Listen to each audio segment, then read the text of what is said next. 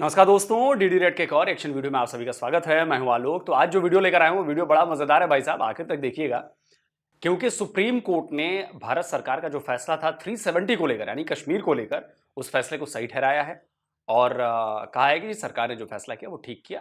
और साथ ही कहा है कि जी इलेक्शन आप वहां पर कराइए जल्द से जल्द। सितंबर में शायद बोला है कराने को, अगले साल तक।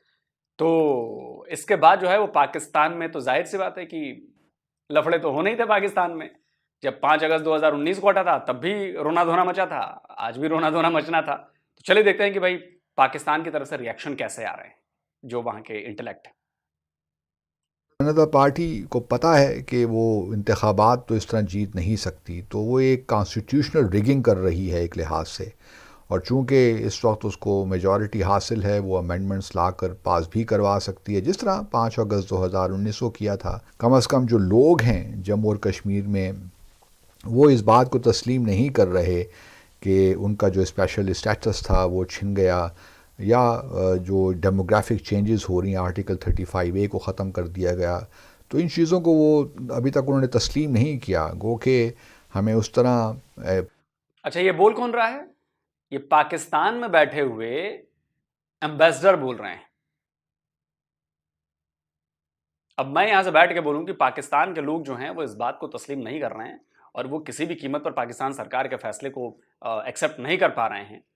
तो ये तो मजाक का पात्र बनूंगा ना मैं, कि मैं यहां बैठा हूं और मैं वहां के लिए ज्ञान दे रहा हूं। भाई अगर कश्मीर के लोग इस फैसले को एक्सेप्ट नहीं कर रहे हैं तो कश्मीर में इसका असर दिखेगा ना। वहां पर तो कोई असर ही नहीं दिख रहा।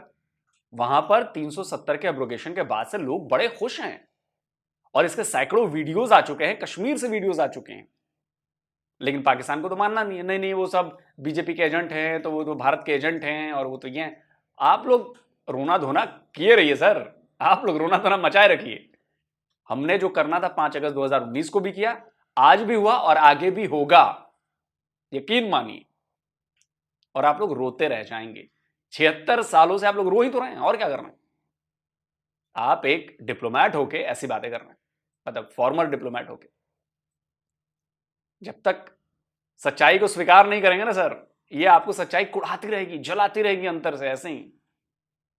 टेस्ट और एजुटेशन भी नज़र नहीं आ रहे। लेकिन उसकी और वजूहात हैं, लेकिन इसका हरगिज़ मतलब ये नहीं है कि अगर लोग बाहर नहीं निकल रहे और इतनी पाबंदियां हैं, सारी सियासी क़यादत जो है वो जेलों में है, तो एक मुश्किल हालात तो हैं। लेकिन इसका हरगिज़ ये इन्फ्रेंस ये ड्रॉ नहीं किया जा सकता कि जम्मू और कश्मीर के लोगों ने ये सारी जो तब्दीलियां हैं तस्लीम कर लिए हैं, या मकबूजा जम्मू और कश्मीर में भारत का नाजायज़ कब्ज़ा तस्लीम कर लिया है। हम देख रहे हैं फ़लस्तीन में जो कुछ हो रहा है, तो कुछ बईद नहीं है कि कुछ अरसे के बाद, कुछ सालों के बाद हमें कश्मीर में भी यही सूरत हाल नज़र आए। तो क्योंकि आज़ादी की जो जद्दोजहदें होती हैं, उनको आप वक्ती तौर पे कुछ किसी न किसी तौर दबा तो सकते हैं, आई मीन खाम। तो जो फिलिस्तीन का हाल हुआ है ना, अगर आपने वो करने की कोशिश की हमारे कश्मीर में, तो जो फिलिस्तीन जैसा नजर आ रहा है ना खंडहर, यकीन मानिए पाकिस्तान भी एक ना एक दिन खंडहर ही नजर आएगा। यकीन मानिए, यकीन मानिए। क्योंकि ये आप भी जानते हैं कि पहले वाली सरकार नहीं है, ये पहले वाले लोग नहीं है, या पहले वाली जनता भारत की नहीं रही। खामोश तो कर सकते हैं, लेकिन मुकम्मल तौर पे ख़त्म नहीं कर सकते, तो ये आवाज़ें तो उठती ही रहेंगी।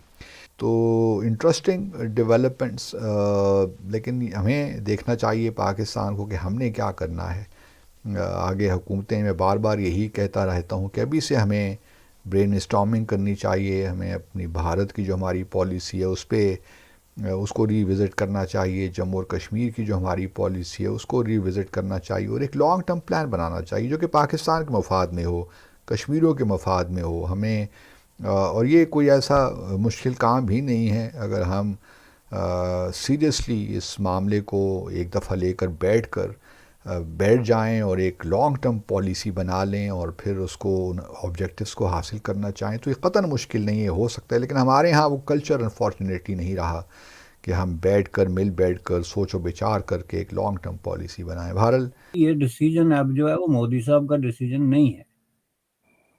This decision was taken by him लेकिन जिस प्रोसेस से उन्होंने उसको गुजार दिया, अब इसको ये कहना कि ये मोदी साहब का डिसीजन है, मैं समझता हूँ कि ये जो है ना बड़ी नाइंसाफी, क्योंकि उसके बाद ये जो डिसीजन है ये भारत की जो पार्लियामेंट से गुजरा है, उसके पूरे प्रोसेस से गुजरा है, उस पर बाकायदा वोटिंग हुई है और उस पर सारे भारत की जो पॉलिटिकल पार्टीज अपनी प्रेजेंस रखती हैं पार्लियामेंट के अंदर, उन्होंने उसमें हिस्सा लिया है।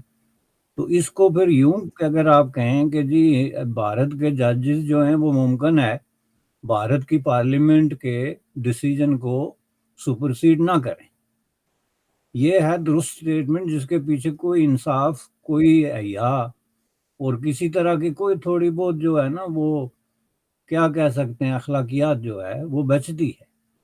कि अब ये हम जज पे सीधा सीधा इल्ज़ाम लगा लें इंडिया के सुप्रीम कोर्ट ऑफ इंडिया पे कि जी उन्होंने मोदी साहब को खुश किया है, तो फिर हम जो है वो कहीं भी जब ये केस डिस्कस कर रहे होंगे जो पार्लियामेंट्री सुपरमेसी है उसको वर्सेस कोर्ट्स को, तो उसको हम रिकंसाइल कैसे करेंगे? फॉर एग्जांपल पाकिस्तान में ये जो अदालतों ने बार बार जो है वो स्ट्राइक डाउन किए यहाँ की पार्लियामान के फैसले, अभी इवन रिसेंट हिस्ट्री में, इवन हम बहुत पीछे ना जाएं, लास्ट 2 ईयर्स में ही आप देख लें, तो जिससे पाकिस्तान का इंटेलेक्चुअल और इंटेलिजेंसिया इस पर सख्त नाराजगी का उन्होंने इजहार किया, क्योंकि उन्होंने ये कहा कि आइन में लिखा हुआ है कि पार्लियामेंट जो है वो सुप्रीम अदारा है, तो पार्लियामेंट एक डिसीजन करती है तो उसको रिव्यू करने का, देखने का जो पूरी दुनिया का ये जो हमारा कॉमन लॉ का सिस्टम है उसका एक बाकायदा क्राइटेरिया है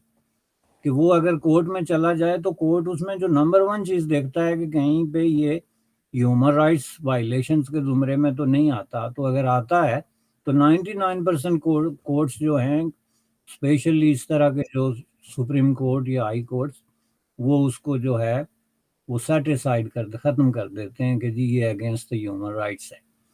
लेकिन वो फिर भी पार्लियामेंट को सुपरसीड नहीं करते, बल्कि पार्लियामेंट को रिकमेंड करते हैं कि जी ये आपने जो डिसीजन किया इसमें हमारी ये रिजर्वेशन है, आप दोबारा देख लें, या कुछ इस तरह का रास्ता निकालते हैं। चूंकि कॉन्स्टिट्यूशन में ये जो अरेंजमेंट है कि कौन सुपीरियर है, कौन सबऑर्डिनेट है, किसका क्या रोल है, इसको अगर आप रीडिफाइन करेंगे अपने हर आदमी इंडिविजुअल पोजीशन और दिमाग से, तो फिर मुल्क नहीं चलेगा, ना सोसाइटी चलेगी, और एक कयास की सिचुएशन पैदा होगी जिसे हम देख रहे हैं गुज़श्ता 7-8 सालों से पाकिस्तान में। एक प्राइम मिनिस्टर को गर्दन से पकड़ के पिंजरे के पीछे फेंक दिया उन्होंने और उस पे लिख दिया कि ये जनाब फलां सुप्रीम कोर्ट या हाई कोर्ट ने डिसीजन किया है कि ये इस मुल्क का सबसे बड़ा चोर है। अब जनाब वो उसके बाद दूसरे जज ने उसको निकाल के तो वहाँ का प्राइम मिनिस्टर तक ले जाने के सारे रास्ते फूंके मार मार के हमवार कर दिए, किसी ने कोई नहीं उठाया, दूसरे को उठा के वहां फेंक दिया जहां से वो निकला था कि जी इससे बड़ा चोर तो वो भी नहीं था। अब ये ड्रामा बन जाता है, दिस इज नॉट कॉन्स्टिट्यूशन। अब इसी तरीके से आप देखें तो इंडिया में ये 2 सिनारियो है। तो जजेस नॉर्मली इंडिया में पार्लियामेंट की जो सुपरमेसी है उसको चैलेंज नहीं करते, उनको अगर कोई चीज इवन ह्यूमन राइट्स की भी नजर आ जाए तो वो लेकिन रिकमेंड हैं पार्लियामेंट। ब्रिसअप इवन देन जो बैलेंस ऑफ पावर है हर सिस्टम के अंदर, कानून के अंदर होता है, तो आपको नहीं लगता कि ठीक है जजेस वो नहीं, पार्लियामेंट सुप्रीम है, मैं समझता हूँ ये बात आपकी सही है, लेकिन at the end of the day जो कश्मीरी शोर डाल रहे हैं, जो ये आर्टिकल 370 35 ए के हवाले से हुआ, अगर आप चले जाएं तो यही 370 यही कहता है ना कि आप मुदाखलत नहीं कर सकते, आप वहाँ कुछ तब्दीलियां नहीं कर सकते। अभी आप जो करने जा रहे हैं कि आप वहाँ पे डेमोग्राफिक इंजीनियरिंग करेंगे, नॉमेनक्लेचर चेंज करना चाहते हैं, तो ये तो कई लोग कहते हैं कि क्योंकि वो ताकतवर है आप वो कर सकते हैं, लेकिन अदरवाइज सुप्रीम कोर्ट का राइट नहीं है कि 5 साल 5.5 साल से वहाँ के लोग उनकी रिप्रेजेंटेशन कोई नहीं है मुल्क के अंदर, वो अपने फैसले नहीं कर पा रहे। ये तो मैं समझता हूँ इसके ऊपर तो जारी बात है सरजमिश जरूर होगी मौजूदा हुकूमत की। क्या कहते हैं आप? क्योंकि मेरा मेन कंसर्न ये है कि जो भी सिचुएशन है उसके लिए सबसे जो इमीडिएट और फौरी काम करने की ज़रूरत है वो है रिस्टोरेशन ऑफ डेमोक्रेसी। और अवाम के हुकूक और उनके राइट्स उनको फिलफोर लौटा दिए जाएं, जिसमें जो है वो राइट टू गवर्नेंस के वहाँ का निज़ाम चलाने का, ज़ाहिर है अपनी असम्बली के ज़रिए या जो भी उनका लेजिस्लेटिव सिस्टम है कॉन्स्टिट्यूशन के अंदर, और अपनी जो उनकी इंटाइटलमेंट है कि अपने रिसोर्सेज की जो है वो डिस्ट्रीब्यूशन और जो भी इंसानी मामलात है, तो उसके लिए मज़ीद किसी तरह का कोई बहाना करके डिले करना, मैं समझता हूँ कि ये एक एंटी डेमोक्रेटिक किस्म का एटीट्यूड है।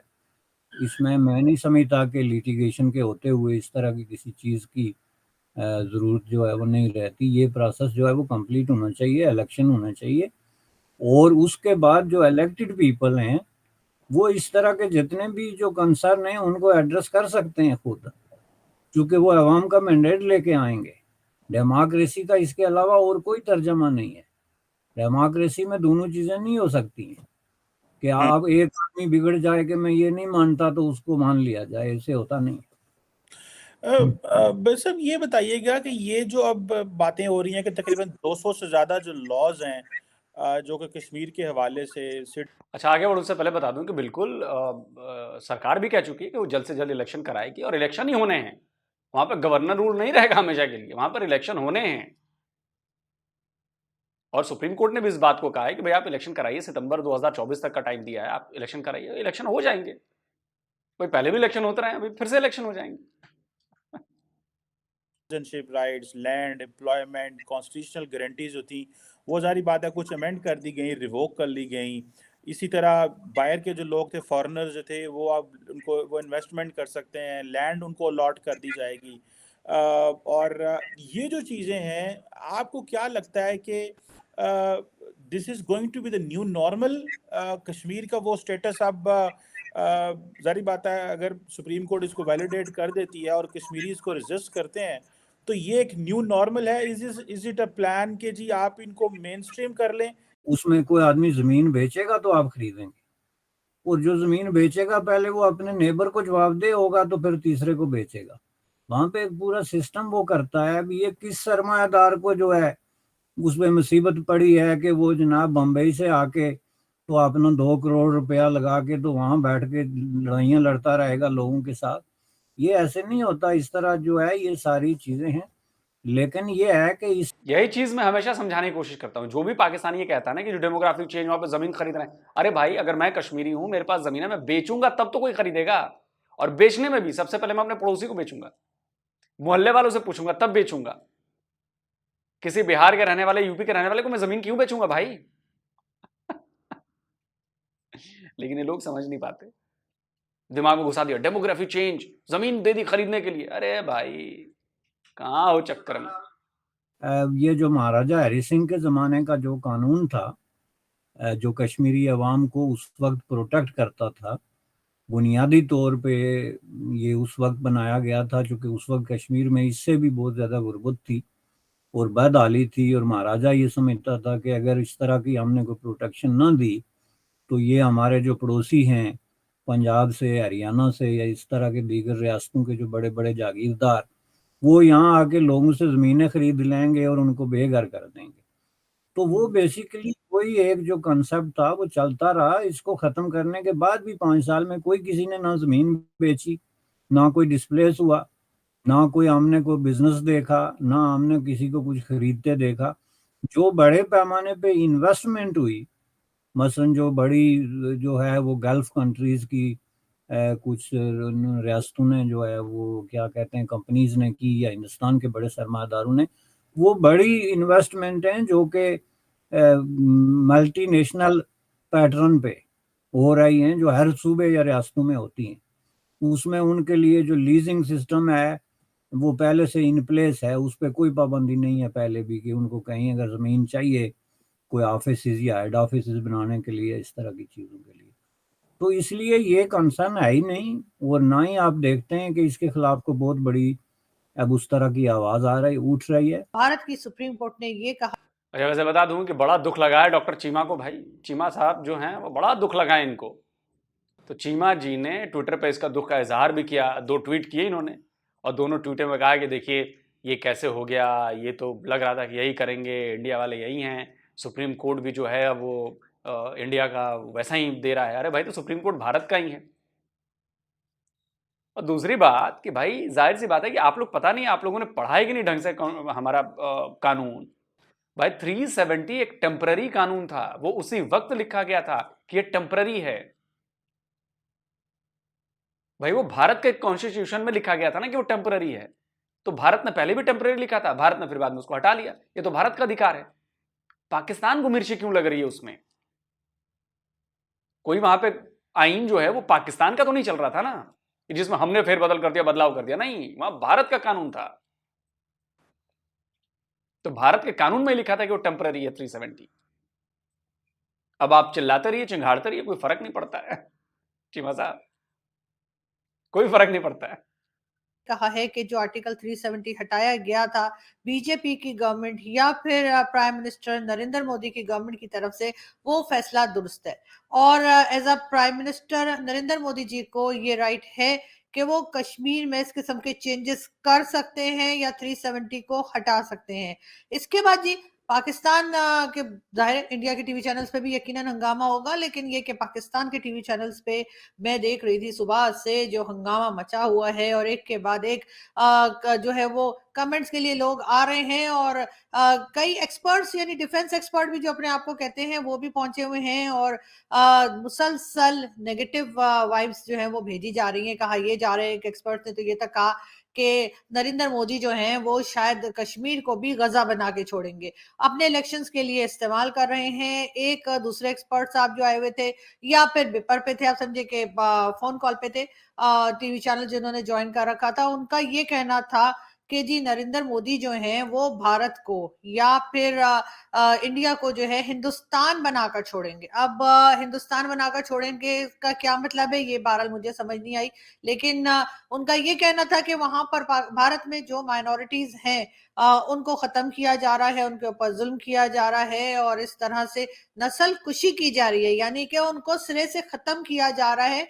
और ये तो आरजू जी 76 ईयर से पाकिस्तान कह रहा है कि नस्ल कशी की जा रही है, नस्ल कशी की जा रही है। और जम्मू कश्मीर में ऐसी नस्ल कशी हुई है कि लोग वहीं के वहीं हैं, जनसंख्या बढ़ गई है।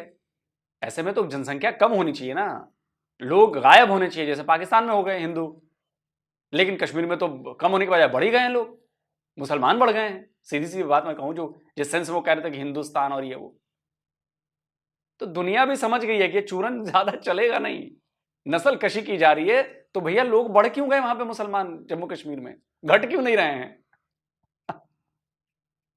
जितनी भी माइनॉरिटीज है, चाहे वो मुस्लिम्स हो चाहे वो क्रिश्चियंस हो, और इसी किस्म की बातें की जा रही थी। उन साहब का ये भी कहना था कि जी जितने भी पाकिस्तान के लोग पाकिस्तान के अंदर हैं, पाकिस्तान के बाहर बैठे हैं, जो कोई भी है, उनको गवर्नमेंट में है, गवर्नमेंट में नहीं है, सिविलियंस हैं, जो कोई भी है, उनको इस बारे में बात करनी चाहिए, उनको इस बारे में लिखना चाहिए, इसके ऊपर ट्वीट करनी चाहिए। एक उन्होंने, उनका कहना ये था कि पूरी एक तरीके से भारत के या भारत के सुप्रीम कोर्ट के इस फैसले के खिलाफ पाकिस्तानियों को शोर मचाना चाहिए और उनको मदद करनी चाहिए अपने कश्मीरी भाई बहनों की। अब ये बातें तो पहले भी होती रही हैं, उसके ऊपर कई डिफरेंट एक्सपर्ट्स जो थे उनको बारी बारी फोन कॉल्स पे लिया जा रहा था। मुझे नहीं लिया, आप तो जानते ही मुझे क्यों नहीं लिया। लेकिन बहरहाल मैं आपको ये बताती चलूं कि ऐसा करने से होगा कुछ नहीं। इससे पहले भी पाकिस्तान ने बहुत बार कोशिश की इस किस्म की, मगर कुछ हो नहीं पाया। और अब इनको करना ये होगा कि अगर ये वाकई में चाहते हैं कि कश्मीर का कोई हल निकल आए और कश्मीर के लोग जो हैं वो सुख का सांस लें, ना सिर्फ ये कि उनके अपने इलाके में सुकून रहे, बल्कि पाकिस्तान की तरफ से भी जो बार बार एक तरह से बात की जाती है, बार बार झगड़े की बात की जाती है, बार बार कई जंगें हम कर चुके हैं। उसमें जी नवाज शरीफ साहब का भी अभी जब आए हैं तो उनका यही कहना है कि वो भारत के साथ टर्म्स को बेहतर करेंगे।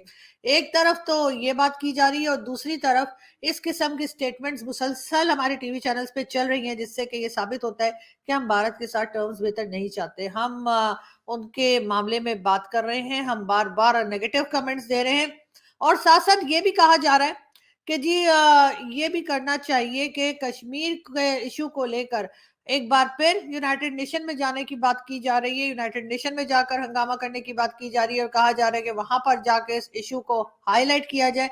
पाकिस्तान पहले भी कई बार इस तरह के इश्यूज को हाईलाइट कर चुका है, लेकिन हासिल क्या हुआ? शायद कुछ भी नहीं। लेकिन ये जरूर है कि भारत ने जो जिस तरह से डेवलपमेंट का काम किया है कश्मीर में, वहां पर गल्फ कंट्रीज की तरफ से इन्वेस्टमेंट भी आ गई है। ये बात भी सभी लोग जानते हैं कि गल्फ कंट्रीज जो है वो भी भारत में इन्वेस्टमेंट कर रही हैं। तो फिर ऐसी सूरत में क्या ऐसा होगा कि कोई पाकिस्तान की बात को सुनेगा या उसकी बात को सच मानेगा? ये जरूर एक सोचने की बात है, लेकिन पाकिस्तान में इतना कोई रिवाज है नहीं कि हम इस तरफ को सोचें या इस तरफ देखें। बात अगर करें सऊदी अरब की, सऊदी अरब हो चाहे वो दूसरी गल्फ कंट्रीज हो, यूएई हो और कई कंट्रीज जो कि भारत में ना सिर्फ ये कि भारत के अंदर बल्कि कश्मीर में इन्वेस्टमेंट कर रही हैं, वहां पे मॉल्स बना रही हैं और कई तरह की वहां पे जो काम हो रहे हैं डेवलपमेंट के वो भी हमने देखे। उसके बाद G20 की मीटिंग भी वहां पर हो गई, तभी पाकिस्तान शोर मचाता रह गया और कुछ हुआ नहीं, लेकिन वहां पर एक बड़े शानदार तरीके से G20 की मीटिंग भी ऑर्गेनाइज की गई। जो पाकिस्तान की तरफ कश्मीर का हिस्सा है वो लोग भी बार बार उस तरफ को ही देख रहे हैं और कई लोग वहां पे प्रोटेस्ट हमारी तरफ यानी कि कश्मीर में प्रोटेस्ट करते हुए भी दिखाई देते हैं और वो अपना राइट मांग रहे हैं। उनका कहना है कि जी पाकिस्तान में उनको उनके राइट्स नहीं मिल रहे हैं, उनको जो चीजें यानी जो बेसिक नीड्स के सामान होता है वो भी उनके पास नहीं है। और इस बारे में कई बार हमने बात भी की है और लोगों का प्रोटेस्ट भी दिखाया है, डिफरेंट चैनल्स पे भी आप देखते रहे। लेकिन पाकिस्तान की एक ही रट है और वो ये कि जी बस जब भी कोई इस तरह का फैसला आएगा तो उन्होंने टीवी चैनल्स पे शोर मचाना है। और अभी जो एक्सपर्ट्स आए हुए उनमें से कुछ का तो ये भी कहना था कि गवर्नमेंट लेवल पे जो फॉरेन मिनिस्टर साहब हैं उन्हें जाकर कुछ कहना चाहिए, पाकिस्तान के फॉरेन मिनिस्टर को बात करनी चाहिए, स्टेटमेंट देना चाहिए। वो एक्सपर्ट साहब जो थे वो यकीनन डिफेंस एक्सपर्ट थे और एक रिटायर्ड फौजी थे। उनका कहना ये था कि जी पीएम मोदी जो है वो भारत को हिंदुस्तान बना रहे हैं, माइनॉरिटीज को खत्म करें। लेकिन अगर यही साहब जो हैं वो जरा पाकिस्तान की तरफ देख लें और हमें बता दें कि पाकिस्तान में कितनी माइनॉरिटीज रह गई हैं, उनके कौन से राइट्स हैं जो उनको मिल रहे हैं और कौन से राइट्स ऐसे हैं जो उनको नहीं मिल रहे हैं, थोड़ी सी अगर टेंशन अपनी कंट्री की तरफ दे दें तो बेहतर होगा। मुझे नहीं लगता कि पाकिस्तान के शोर मचाने से या पाकिस्तान के ये कह देने से कि हम इंडियन सुप्रीम कोर्ट का फैसला नहीं मानते से कोई फर्क पड़ने वाला है। कोई फर्क नहीं पड़ रहा, ना तो पाकिस्तान के अंदर लोगों को कोई फर्क पड़ रहा है। और ये जो टीवी पे नजर आते हैं आपको या आपको सोशल मीडिया पे नजर आते हैं, ये चंद गिने चुने लोग हैं। बाकी पाकिस्तान की पब्लिक बेचारी अपने गैस के, बिजली के और खाने के बिल दे देकर बदहाल हुई हुई है। ये फैसला जिसमें ये कहा गया है, ये बात बिल्कुल सही है और यकीन मानिए इससे भी बड़ा बवाल हुआ था जब हमने एब्रोगेट किया था 370 और 35A। क्या हुआ उसके बाद? 4 साल हो गए उस बात को।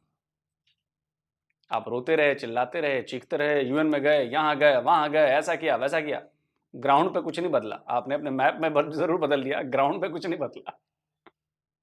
कि जम्मू एंड कश्मीर इंडिया का इंटेग्रल पार्ट है और इस फैसले को जो कि पार्लियामेंट ने किया था उसको वैलिडेट किया गया है। क्या मोदी सरकार की जीत है? क्या ये वजीर आजम नरेंद्र मोदी साहब की जीत है या ये इंडिया के पार्लियामेंट की जीत है? देखिए जी, सारा कुछ कानून के मुताबिक होता है और ये इंडिया के पार्लियामेंट की जीत है। पार्लियामेंट का फैसला था, ये इस देश का फैसला था, इस देश का मूड था।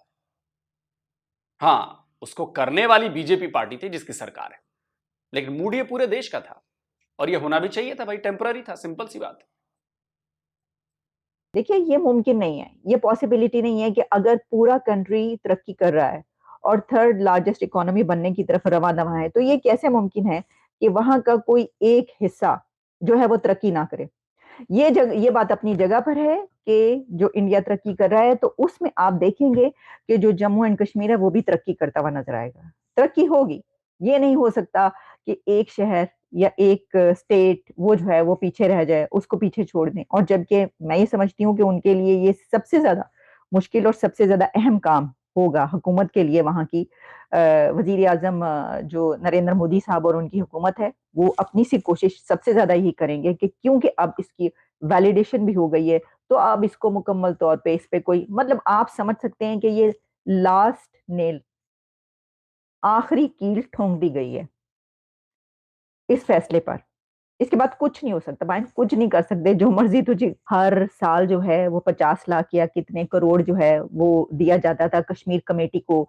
और उसमें होता क्या था, उसमें ये होता था कि मौलाना फजलुर रहमान उसके जो है हेड हुआ करते थे, कि सिर्फ हलवे खाए जाते थे, सिर्फ बिरयानियां खाई जाती थी, सिर्फ ऐश होती थी, और या फिर ये कि ट्रिप्स होते थे पूरी दुनिया के, और कुछ भी नहीं हुआ। और हमने देखा कि जिस वक्त ये फैसला हुआ तो उस वक्त क्या हुआ उसके बाद, कि जनाब आप हर जुम्मे को 20 मिनट के लिए धूप में खड़े हो जाएं। तो अब आप ऐसा करें कि आप डेली बेसिस पर वो 5 घंटों के लिए धूप में खड़े होना शुरू कर दें, क्योंकि जो होना तो हो गया। उनको चाहिए वैसे ही, आप कुछ नहीं कर सकते थे और कुछ नहीं कर सके, तो अब तो ये जैसा मैंने कहा कि आखिरी कील उन्होंने ठोंक दिया है। चलिए दोस्तों, वीडियो खत्म हो गया और बिल्कुल आखिरी कील तो नहीं कहूंगा मैं, अभी और भी कीलें ठोकनी है। इतनी आसानी से आपको नहीं छोड़ेंगे हम पाकिस्तान को, बहुत ज्यादा कीलें ठोकनी है अभी कि दर्द हो अभी। और देखिए, मैं हमेशा कह रहा था ना कि बहुत सारी चीजें हैं जो मैं आपको बता नहीं सकता कश्मीर के बारे में, धीरे धीरे चीजें हो रही हैं। एक बात आलिया ने कही कि जी ऐसा कैसे हो सकता है कि पूरा देश तरक्की कर रहा हो और उसका एक हिस्सा ना हो। देखिए, ऐसा था, जम्मू कश्मीर में ऐसा था, पूरा देश तरक्की कर रहा था और जम्मू कश्मीर को इससे वंचित रखा गया था। नहीं, अगर ऐसा नहीं होता तो आप सोचिए कि $14 बिलियन का हमने बजट बनाया, हमने जम्मू कश्मीर का $14 बिलियन का। और इसलिए बनाया क्योंकि वहां पर डेवलपमेंट की ज्यादा जरूरत है, क्योंकि वहां पर पिछले 70-71 साल से दीवार बनाई थी इन्हीं अब्दुल्लाओं ने और मुफ्तियों ने। अरे सारी गड़बड़ी के जड़ यही थे। आज ये कह रहे हैं कि जी हमें ये किया गया, वो किया गया, सारी गड़बड़ियों के जड़ ये थे। और आज देखिए, जम्मू कश्मीर आगे बढ़ रहा है और बहुत तेजी से बढ़ रहा है। और यकीन मानिए, अगले 4-5 साल में बहुत ज्यादा विकास होने वाला है जम्मू कश्मीर का। और हमने जो कुछ भी किया वो नियमों के मुताबिक किया।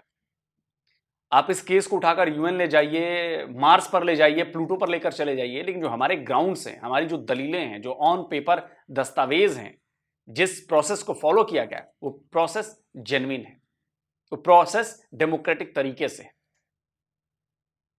नहीं तो सुप्रीम कोर्ट इसको पलटना देता, ऐसा नहीं है।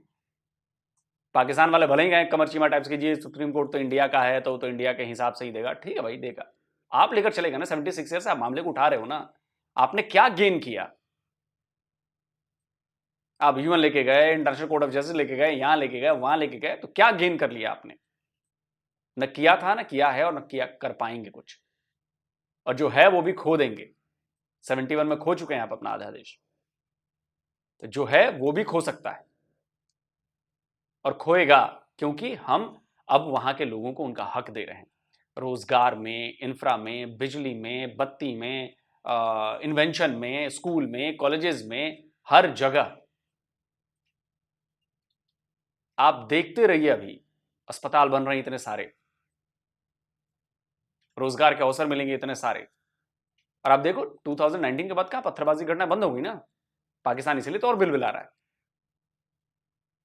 तो हम वो सारे काम करेंगे जिससे आपको और मिर्ची लगेगी, और लगनी भी चाहिए, क्योंकि आप लोगों ने इस कश्मीर के नाम पर करोड़ों रुपए जमा किए, अरबों डॉलर जमा किए हैं और सब खा गए।